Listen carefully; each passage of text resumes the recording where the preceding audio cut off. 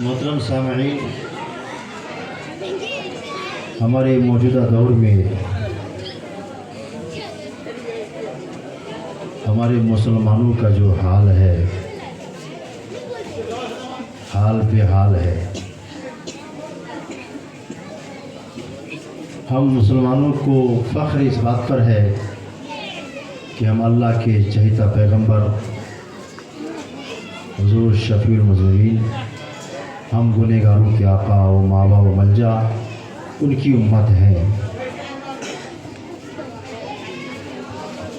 اور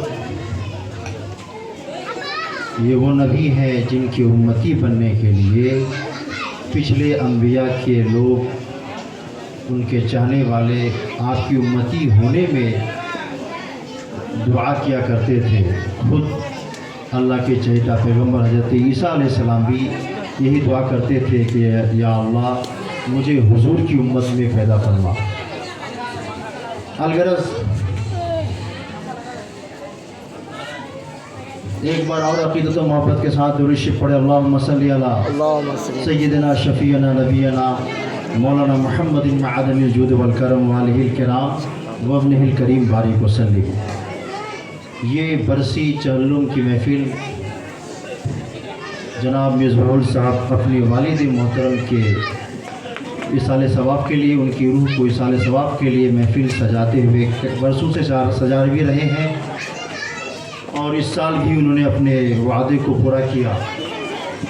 ہم سب طلباء و اساتذہ اور جملہ حاضرین ان کے والد کی مغفرت کے لیے دل کی گہرائی سے دعا کرتے ہیں، اللہ تعالیٰ ان کے تمام گناہوں کو معاف فرمائے، جنت الفردوس میں اعلیٰ سے اعلیٰ مقام عطا فرمائے۔ دوستو، زندگی،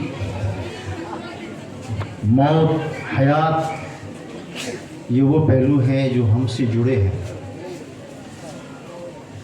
ہمارے آباء و اجداد جو اس دنیا سے پردہ فرما گئے، ان سے پہلے اور ان کے پہلے جو لوگ انتقال کر گئے، وہ آج ہم میں موجود نہیں ہے۔ اس دھرتی پر ابھی ہم لوگ ہو، ایک دن ہم سب کی روانگی ہونی ہے۔ ہم میں سے کوئی باقی رہنے والا نہیں ہے، ہر کوئی مرے گا۔ لیکن کچھ چیزیں دنیا میں ایسی ہیں جو آپ اپنی زندگی میں رہتے رہتے اگر آپ نے کر لیا تو آنے والی نسل آپ کو نہیں بھول سکتی ہے۔ اگر ہم نے اپنی موجودہ زندگی میں اپنے اسلاف کو بھول کر کے، ان کی یادوں کو بھول کر کے اور خواب غفلت میں آرام کر رہے ہو، تو یاد رکھنا آنے والی قوم بھی آپ کے ساتھ ایسے ہی کرے گی۔ آج ایک دو نسل اپنے باپ داداؤں کو یاد کر کر کے ان کے نام اصالِ ثواب کی محفل سجاتے ہیں، جہاں تک ان سے ہو پڑتا ہے وہ کرتے ہیں۔ علماء، شعراء، قراء سب کو بلا کر کے، طلباء کو بلا کر کے فاتحہ خوانی کرتے ہو۔ یہ آپ کی ایک ذمہ داری ہے۔ حضور نے فرمایا کہ نیک اولاد کا ہونا بھی ماں باپ کے لیے صدقہ جاریہ ہے۔ بیٹا بنو تو وفادار بنو۔ اسلام اس دھرتی پر سب سے یونیکنیس، ورلڈ کا بیسٹ ریلیجن، پوری کائنات کا سب سے بہترین مذہب ہے۔ اسلام ہمیں جو کچھ دیا، جتنے سارے انفارمیشن ہمیں عطا کیے، آپ دنیا کے جتنے بھی ریلیجن ہیں سب کو اٹھا کر دیکھیے، وہ ساری چیزیں جو اسلام میں موجود ہے باقی اور ریلیجن میں ہے ہی نہیں۔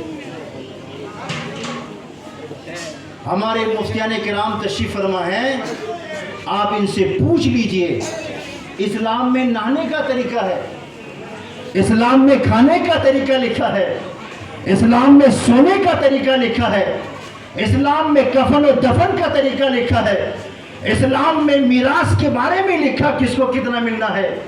اسلام میں سب کچھ ہے، پیدا ہونے سے لے کر کے موت تک، اور موت سے لے کر کے حشر و نشر تک، اور وہاں سے لے کر کے جنت و دوزخ تک، اور جنت میں بھی کیا ہونا ہے، کیا ملنا ہے، سب کچھ کا روشن بیان ہے۔ جس دن یہ آیت نازل ہوئی تھی الیوم اکملت لکم دینکم، اکملت لکم دینکم، جب پیارے جبریل بارگاہ مصطفیٰ پہ حاضر ہوئے، ایک پیغام دیا، اے پیارے آقا آج آپ کا دین آپ کے لیے مکمل کر دیا گیا، we have completed your دین، میں نے آپ کا دین کمپلیٹ کر دیا۔ اس دن صحابہ کی آنکھوں میں آنسو بھی تھے اور خوشی بھی۔ مسلمانوں، جتنے ریلیجن اس سے بیفور اسلامی طور پر آئے، چاہے وہ موسیٰ علیہ السلام کا دین ہو، چاہے عیسیٰ علیہ السلام کا دین ہو، جتنے انبیاء سابقین ہیں ان کا دین ہو، ان کا مذہب ہو، ان لوگوں کے لیے یہ میسیج نہیں ملا تھا، یہ پیغام خدا کے جانب سے انہیں عطا نہیں کیا گیا تھا۔ اے داؤد کی امت تیرا دین مکمل کر دیا، اے موسیٰ کی امت تیرا دین مکمل کر دیا، اے نوح کے لوگ تیرا دین مکمل کر دیا۔ اس سے پچھلے 1,24,000 نبی دنیا میں تشریف لائے، لیکن یہ میسیج ان لوگوں کو نہیں دیا گیا تھا۔ لیکن جب مصطفیٰ کی باری آئی ہے، اللہ اکبر مسلمانوں، جبریل بارگاہ مصطفیٰ پہ حاضر ہے اور پیغام دیتے ہیں، اے پیارے آقا آپ کو بھی مبارک ہو، آپ کی امت کو بھی مبارک ہو، وہ اسلام جو آدم سے چلا تھا آج وہ تیرے بارگاہ میں مکمل ہو جاتا ہے۔ وہ اسلام جو 1,24,313 رسولوں سے چل کر کے آخری پیغمبر حضور جناب محمد رسول اللہ تک پہنچا ہے، وہ اسلام حضور تک مکمل ہو جاتا ہے۔ کنفیوژن ہے ایک لوگوں میں، اسلام 1400 سالہ مذہب ہے، اسلام 1400 سالہ مذہب نہیں ہے، اسلام تو آدم سے ہے۔ ہمارا دین محمدی جو ہے وہ 1400-1500 سالہ ہے۔ وقت میں گنجائش کم ہے کیونکہ میرے بعد آپ کو اور بھی سننا ہے، تو میں کہہ رہا تھا اسلام دنیا کا واحد مذہب ہے جس میں موت و حیات کی ساری کہانی لکھی گئی ہے۔ اسلام میں سب کچھ ہے۔ میں نے ابھی پہلے کہا اسلام میں جو کچھ لکھا ہے باقی اور ریلیجن میں ہے ہی نہیں، کسی مذہب کسی دھرم میں اور اتنی مذہب کی کتابیں بھی موجود نہیں ہیں، اگر ہے بھی تو ایک کسی نہ کسی بندے کا لکھا ہوا ہے، لیکن اسلام کو جو سب کچھ ملا ہے وہ اللہ کی جانب سے ملا ہے۔ چچا اسلام میں پاخانہ پیشاب کرنے کا طریقہ لکھا ہے، اسلام میں کنگھا کرنے کا طریقہ لکھا ہے، کنگھا کیسے کریں، اسلام پہ پاجامہ شلوار کیسے پہنے اس کا طریقہ لکھا ہے۔ اسلام کہتا ہے کہ جب پینٹ پہنو شلوار پہنو تو بیٹھ کر کے پہنا کرو، آج کا نوجوان کھڑے کھڑے پینٹ پہنتا ہے، غلط نہیں صحیح بات بول رہا ہوں، آج کا نوجوان کھڑے ہو کر پینٹ پہنتا ہے، لیکن آپ تو پہلی بات پینٹ یہ ہمارا نہیں ہے، یہ یورپین کلچر ہے، لیکن پہنتے بھی اگر ہو تو بیٹھ کر پہنو، پاجامہ پہنو، لنگی پہنو، بیٹھ کر پہنو، پہلے دائیں پیر میں ڈالو پھر بائیں پیر میں ڈالو۔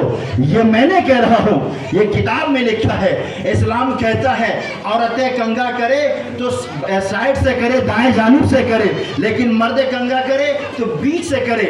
بتاؤ یہ چھوٹی چھوٹی باتیں اسلام میں لکھا ہے، کوئی کہے گا مولوی صاحب ان باتوں کو لکھنے کی کیا ضرورت ہے، انسان کے پاس شعور ہے، عقل ہے۔ اسلام کہتا ہے لا تنفسوا فی انائکم، اپنے برتنوں میں پھونک مت مارو۔ میری ماں بہنوں، جب تم چائے بناتی ہو، جب تم کھانا پکاتی ہو، جب چولہے پہ تیری ہانڈیاں چولہے پہ جب چائے رہتی ہے اور ہانڈیاں ہوتی ہیں، میری ماں بہنیں جب چائے ابلنے لگتی ہیں تو چائے کو دبانے کے لیے پھونک مارتی ہے۔ غلط بول رہا ہوں، چائے جب اپنے برتن سے چائے باہر نکلنے لگتی ہے نا تو عورتیں پھونک مارتی ہے۔ کھانا گرم ہو، بچہ سامنے موجود ہے، کھانے میں پھونک مار مار کر کے بچے کو کھلایا جاتا ہے۔ میں کہنا چاہتا ہوں آج دنیا کہہ رہی ہے انسان جب کسی کو اپنا پھونک مار دے تو بیکٹیریا پھیل سکتا ہے، انسیکٹ کیڑے जरासीम फैल सकते हैं, वो बीमारियां पैदा कर सकती है। मेरे भाई ये आम बात नहीं है, मेडिकल साइंस का रिसर्च है। अगर खाने में फूंक दिया जाए वो खाना जहरीला बन सकता है, और अगर पीने की चीजों में फूंक मार दिया जाए वो पीने की चीजें जहरीला हो सकती है। याद रखो, दुनिया के लोग कहते हैं खाने में फूंक मारोगे तो खाना जहरीला हो जाएगा, लेकिन इस्लाम तो भी यही बात कहा था। पैगंबर इस्लाम फरमाते हैं अपने खाने की बर्तनों में कभी भी फूंक मत मारना। लेकिन मुसलमानों, जब अगर खाने में फूंक मारना हो तो मेरी माँ बहनों, खाने में फूंक मारने से पहले कम से कम बिस्मिल्लाहिर्रहमानिर्रहीम पढ़ लेना। जब तुम बिस्मिल्लाह पढ़ करके खाने में फूंक मारोगी, वह खाना जो फूंकने से जहर बन सकता था, लेकिन तुमने बिस्मिल्लाह पढ़ के फूंका है। मैं गारंटी देता हूँ, जब मेरी माँ बहने खाने में बिस्मिल्लाह पढ़ करके फूंक मारेगी, वो खाना तेरे घर के लिए दवा बन जाएगा।